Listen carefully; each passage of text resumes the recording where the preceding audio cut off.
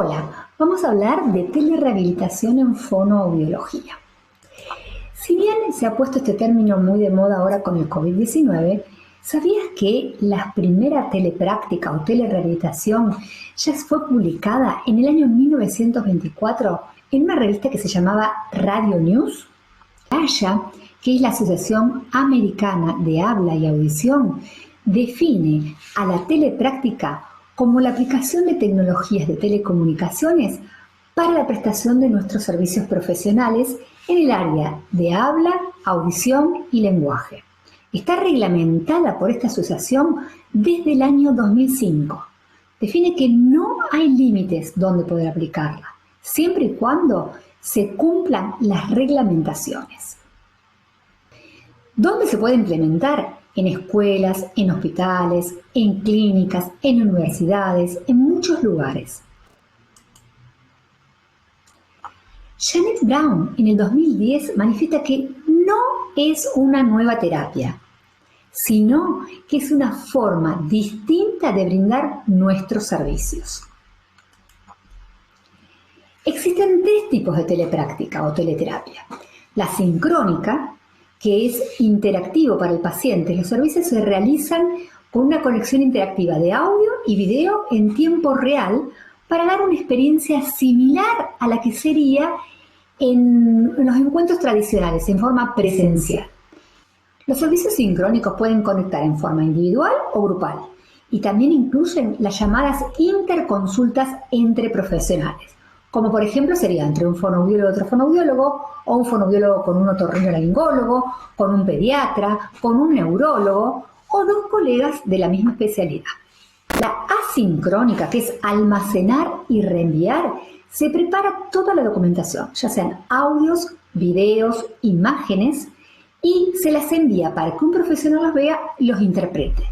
También puede incluir estudios, como por ejemplo en nuestra área podría ser algunos estudios de audiometría o resultado de alguna otra prueba que hayamos pedido en alguna interconsulta con otro profesional. Y por último está la telepráctica híbrida, que es la aplicación de la telepráctica que incluye la combinación de los servicios sincrónicos y asincrónicos. Probablemente antes del COVID-19 muchos de nosotros hayamos utilizado la asincrónica. ¿De qué manera? Enviándole a nuestros profesionales estudios que no hayan solicitado. O nosotros pedirles a nuestros pacientes que nos envíen estudios como, por ejemplo, una audiometría para preparar una selección de audífonos. ¿Qué pasó cuando tuvimos que suspender la atención presencial por el confinamiento por el COVID-19? Todos, tanto profesionales como pacientes, tuvimos que salir de la famosa zona de confort y comenzar a reinventar. Como todo terreno desconocido y lleno de incertidumbres, en algunos casos daba miedo. En mi experiencia venía realizando telerehabilitación con los papás de muchos niños que no viven en la ciudad donde yo resido. La realizaba tanto con ellos como con las colegas fonoaudiólogas de los lugares donde residen estos pacientes. En un principio hacíamos asincrónico, es decir, me mandaban audios o me mandaban videos en CD o mails. Luego, a medida que fue avanzando la tecnología y aparecieron plataformas como Skype, empezamos a utilizarla, o videollamadas por WhatsApp, y actualmente la plataforma que más utilizo es Zoom. La telerehabilitación tiene muchas ventajas. En principio, acorta distancias. Implica menos gastos de traslado, menos tiempo de traslado. Y además nos permite motivar a toda la familia, incorporando también a los abuelos, a los hermanos o a otros familiares o a otras personas que están a cargo a veces de alguno de los pacientes que nosotros estamos atendiendo. Nos permite trabajar en un ambiente más familiar y más natural para el paciente. ¿Cuáles podrían ser las limitaciones de la telerehabilitación? En realidad no tiene limitaciones, principalmente alguna falla en la tecnología. ¿Qué necesitamos? Necesitamos una buena conexión a internet, una plataforma segura con protección a terceros. Te sugiero que si te gusta podés utilizar una pantalla de fondo. Hay pantallas verdes muy útiles, sobre todo para niños pequeños, y hay colegas que trabajan maravillosamente creando muchísimas situaciones de aprendizajes para los niños. Y por supuesto, avisar que estamos en una telecomunicación a toda nuestra familia para, bueno, evitar imprevistos, interrupciones. Tenemos una buena cámara y yo te sugiero, sobre todo los que trabajamos con pacientes hipoacúsicos y sordos, un buen micrófono. Un buen micrófono implica un micrófono direccional. Ahí te puse una foto del que yo estoy utilizando. ¿Por qué? Porque justamente direcciona las voces y evita que ingrese cualquier tipo de ruido que está en el ambiente donde vos estás. El micrófono direccional deja entrar muchísimo ruido del medio ambiente y eso dificulta la audición del paciente con audífonos o con implante coclear. Aunque los pacientes que utilizan implante coclear les sugerimos utilizar un cable que viene especialmente para conectarlo y tiene un ingreso directo del audio. ¿Cómo nos organizamos? La mayoría de los autores proponen una pre-sesión, una sesión propiamente dicha y una post-sesión. Es decir, planificamos con tiempo y avisamos por los medios que ya dije antes cuáles son los objetivos y las actividades que vamos a llevar a cabo. Obviamente dependerá de la edad de nuestros pacientes. Si trabajamos con niños, vamos a planificar los objetivos con los padres. Y luego, por supuesto, planificar el horario donde vamos a hacer la videollamada y qué plataforma elegimos para utilizar con cada paciente. Y finalmente, se sugiere una post-sesión para hacer un cierre. En mi experiencia, te voy a decir que al principio ACIRA trataba de hacer estas tres propuestas que tienen la mayoría de los autores, pero la mayoría de los pacientes, solo con los papás sí, la planificación previa y el cierre no siempre es en una sesión posterior, porque a veces no pueden, entonces a veces el cierre de la sesión anterior lo hacemos en la sesión siguiente. Yo creo que uno tiene que adaptarse a cada situación y a cada paciente. Esta situación que estamos viviendo del COVID-19 hizo que tuviéramos que tener muchas contemplaciones porque muchos padres también tenían su teletrabajo en su casa, otros niños, las maestras en forma virtual. Así que bueno, te sugiero que lo evalúes y te adaptes a lo que tenés que hacer. Por ejemplo, quería contarte que implementé una manera divertida de mandarle el turno a todos los pacientes semanalmente.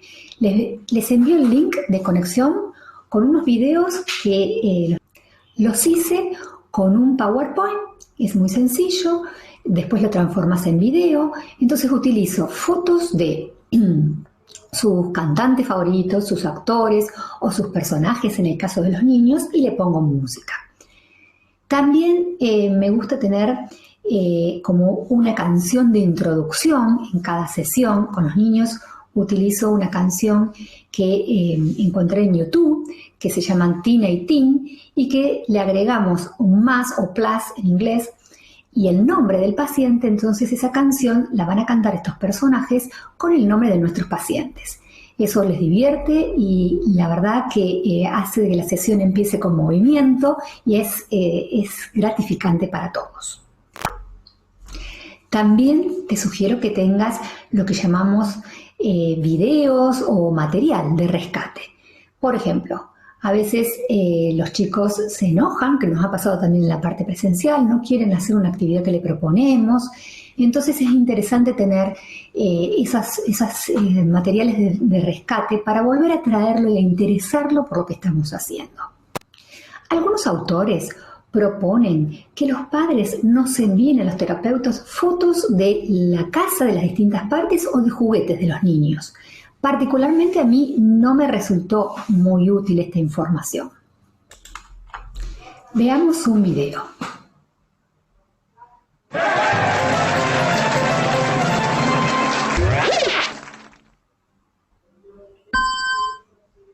Como podemos observar en el video que hicimos recién, tiene fotos de actividades, de rutinas de esta niña. En este caso tenía que elegir si tenía puesto los lentes o los audífonos, porque usa lentes y audífonos. Y esto está hecho con ese programa al que estoy suscrito. Bueno, recursos hay muchísimos. Yo te los voy a dejar escritos y los links en los comentarios. A mí me gusta mucho utilizar todo lo que son los cuentos de YouTube, cuentos de Epic, de Oxford. La verdad que es una variedad muy grande. También utilizo cortos que son mudos, que no tienen diálogo, sino que tienen sonidos. Bueno, en gran parte porque lo hago trabajar luego a ellos con el relato espontáneo, después lo podemos hacer en forma escrita, y porque además, sí, como tienen sonidos, son identificar qué sonidos son de acuerdo a lo que van escuchando. Hay una aplicación que ves ahí que se llama Tus Cuentos, que es para el celular. Hace bastante tiempo yo escribí un blog de esto en mi página web. Te voy a dejar el link, es maravillosa, no solamente porque los chicos pueden ir creando sus propios cuentos, sino que quedan grabados y se los pueden enviar a sus abuelos, a sus amigos. El familiar o el abuelo, el amigo puede volver a darle ese cuento reinventado y la verdad que los divierte mucho y favorece la creatividad. Ahí hay un cuento que se llama Cuentos para dormir. Son cuentos que algunos son cuentos que son solamente audios, otros son audios con la parte escrita y hay algunos que tienen el audio y la parte escrita que se va marcando. Yo los trabajo muchísimo con el tema de speech tracking o rastreo del habla. Bueno, resumiendo, una sesión siempre tiene que estar centrada en la familia. Tiene que incluir un libro, tener un plan con objetivos, poder mandarlos por mail previamente o por algún otro medio. Y como siempre, hay que tratar de generar aprendizajes alrededor de rutinas familiares. Yo creo que la telerehabilitación nos ayuda muchísimo más a todo esto. Por supuesto, siempre ser un equipo con la familia y con el paciente. Por último, incluí una cita que habla sobre Daniel Lean. ¿Por qué? Porque creo que uno tiene que aprender a ser flexible. Antes del 19 de marzo del 2020, yo atendía a la mayoría de mis pacientes en forma presencial y tuve que adaptarme y de golpe atender a todos mis pacientes por telerehabilitación. Me estresé muchísimo.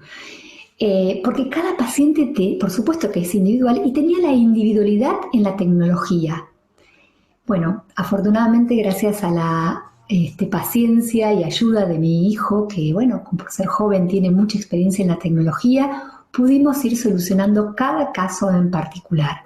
Armamos videos caseros, tutoriales, explicándole cómo tenían que usar la tecnología. Nos conectamos a través de TeamViewer porque algunos pacientes no podían resolver la conexión, por ejemplo, de algunos auriculares que se habían comprado especialmente para poder trabajar en la teleterapia. Y otra cosa que me pasó es que a pesar de que yo les mandaba a muchos la planificación por mail, no todos la veían. O me dicen que no tenían tiempo o que estaban todo en su reorganización de lo que era quedarse dentro de casa con las actividades del trabajo, con las actividades de la escuela. Entonces fui adaptándome a cada uno de ellos. Muchos me decían que tenían que esperar a sus nietos a que vinieran a ayudarlo con la tecnología, por ejemplo, en el caso de los adultos mayores. ¿Cómo no los iba a entender? Si yo estaba viviendo y experimentando una situación muy similar de readaptación de todo lo que estaba pasando.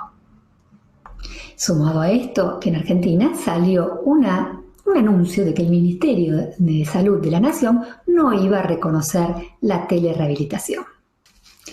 Entonces me acordé de esta frase de cómo lo describían a Daniel Lean. ¿Qué hacía? Sacaba de la galera si era lo que él creía que el niño necesitaba en ese momento. No era rígido con su trabajo y eso fue lo que le dio el éxito. Entonces, muchas veces, tanta planificación y lo que tenemos que terminar es haciendo el no plan. O sea, dejarnos llevar por la espontaneidad, que también lo hacemos en el trabajo presencial. Por eso, colega, la telerehabilitación no es una nueva terapia, es una manera distinta de brindar nuestros servicios. Disfrútala.